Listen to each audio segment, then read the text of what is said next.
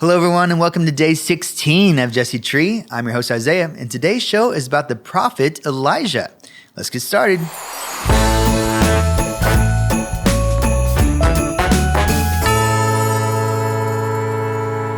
Elijah was a prophet like we talked about yesterday. God's people were going through a time when they had forgotten to worship God. Instead, they were worshiping a false god named Baal. It was Elijah's job to remind the people about the one true God, but the people didn't want to listen. Well, this is all about to change. In our scripture today, Elijah challenged 450 prophets of Baal to a contest to prove which God was real. Elijah instructed the prophets of Baal to build an altar and call upon their God to bring down fire to consume their sacrifice. They called out to Baal from morning to sunset, but nothing happened. In 1 Kings chapter 18, verse 27, Elijah begins to taunt them. He says, "Shout louder. Surely he is a god." They shouted louder, and they even began cutting themselves, but still no one answered. Elijah then prepared his own altar. He prepares a bull as an offering, and then orders that 4 large jars with water be poured on the offering and the wood. He then orders that water to be poured on the offering and the wood another time, and yet another time. The offering and the wood are now drenched in water, and now is the time for God to do what only God can do.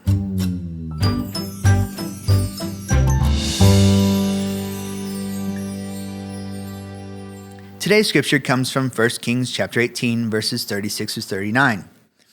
At the time of the sacrifice, the prophet Elijah stepped forward and prayed, "Lord, the God of Abraham, Isaac, and Israel, let it be known today that you are God in Israel, and that I am your servant, and have done all these things at your command.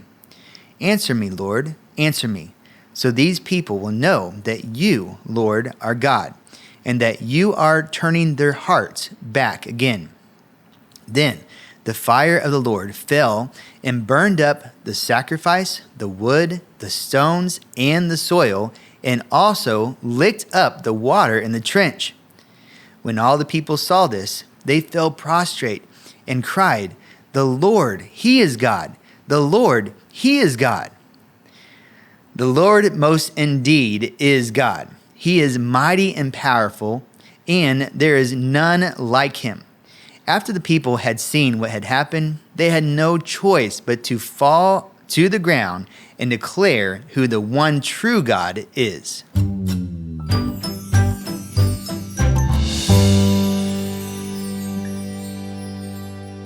Here are a few discussion questions you can talk through with your children today. For your preschool kids, ask, who was the prophet we talked about today? What was his job as a prophet?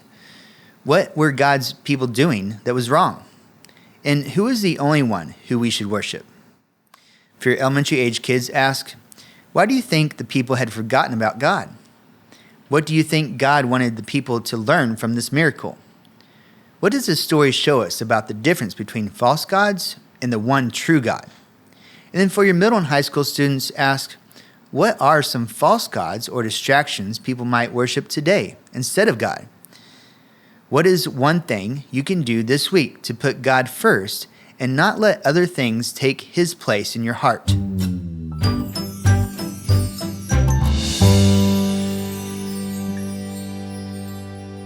There are times when we forget who God is too.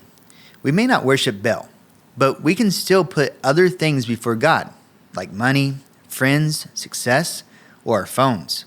We are reminded through Elijah's story that only God deserves our worship because only He has real power.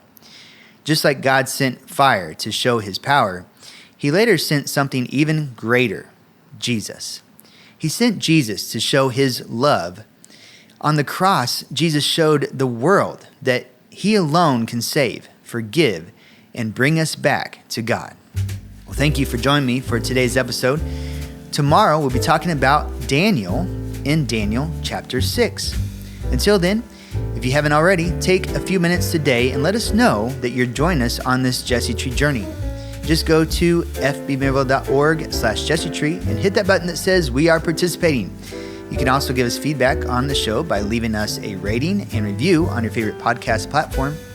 And for our YouTube viewers, don't forget to like, share, and subscribe. And finally, if you have any questions or would like to share your experience with our team, please feel free to email us at family@fmaryville.org. Well, parents, we're praying for you as you lead your children on today's Jesse Tree journey. Have a great time of worship, and I'll see you tomorrow for day 17.